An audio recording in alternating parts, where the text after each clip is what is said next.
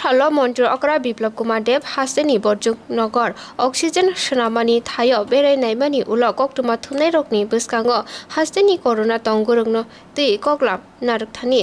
4,500 oxygen cylinder 750 oxygen concentrate तै 750 type cylinder सिनियागो तंगो हनि साका तै तिबो oxygen plane Achyok रिजाकनानि बागै वानसुकुंबो नाहारजागै दंगो हांकर तै बकास्ते साकनाय नगरगबो ऑक्सीजननि शेप तनि जाकनाय ताबुसुक जरा 92% बेमार बाय हामै बासाका हनिबो साका मन्त्रकरा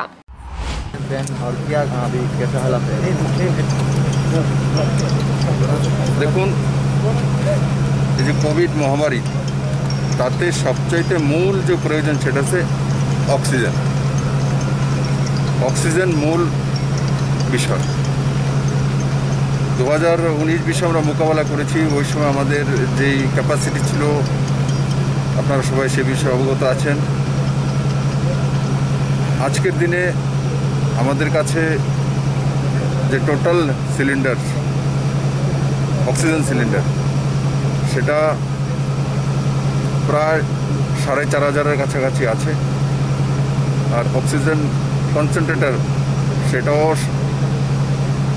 750-এর কাছাকাছি রয়েছে এবং এ টাইপ সিলিন্ডার যেগুলো কি অ্যাম্বুলেন্সে ইউজ হয় সেটাও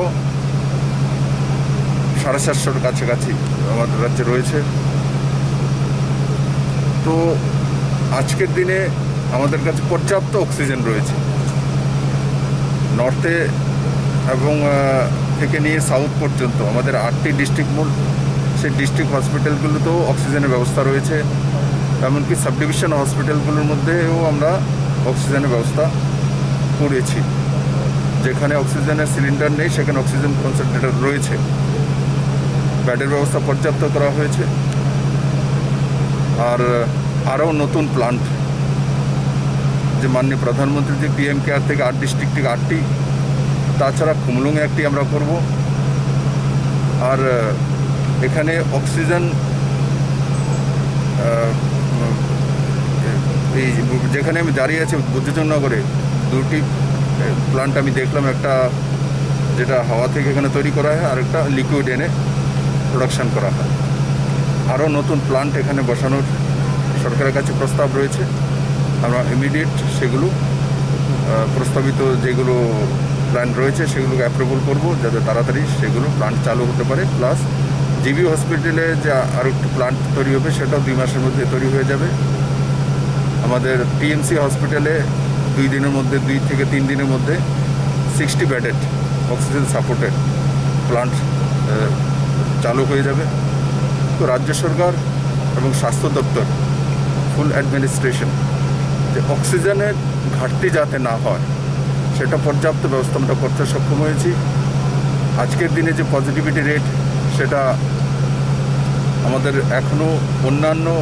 যে পার্শ্ববর্তী রাজ্যের চাইতে কম রয়েছে এবং রিকভারি রেটও প্রায় 92% রিকভারি রেট ত্রিপুরাতে আমি আপনাদের মাধ্যমে সমস্ত জনতার সহযোগিতা চাই আমার সাংবাদিক বন্ধুদের সহযোগিতা চাই আমি আপনাদের বলবো সবাই যাতে ভ্যাকসিনেশন হয়ে যায় সেই দিশাতে রাজ্য সরকার কাজ করছে মাননীয় প্রধানমন্ত্রীর সঙ্গে কালকে আমি কথা বলেছি যে ত্রিপুরাতে আমরা 13,18,000 যে ভ্যাকসিন পেয়েছিলাম প্রথম এবং দ্বিতীয় তৃতীয় চরণে সেগুলো আমরা প্রায় দিয়ে দিয়েছি তারপর আরও 4 লাখ এবং 45 আমরা ভ্যাকসিন যে অর্ডার করেছি তার লট চলে আসছে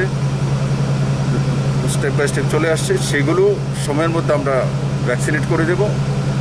আর যেটা 18 থেকে বিলো 44 সেটার অর্ডার আমরা দিয়ে দিয়েছি যখনই চলে আসবে ইমিডিয়েট আমরা সেটা স্টার্ট করে দেব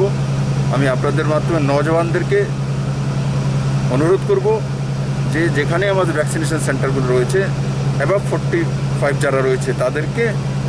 প্রায়োরিটি দিয়ে করার জন্য আর সাংবাদিক বন্ধুদেরকে বলবো আপনারা বিভিন্ন জায়গায় আমি দেখি আমি যখন যাই আপনারা ভিড় করে থাকেন যান সাবধানে থাকা পরিবারের সাবধানে থাকা সবাই ভালো থাকুন সুস্থ থাকুন ত্রিপুরা সরকার আপনাদের সঙ্গে রয়েছে মাননীয় প্রধানমন্ত্রী ত্রিপুরার জনসাধারণের সঙ্গে রয়েছে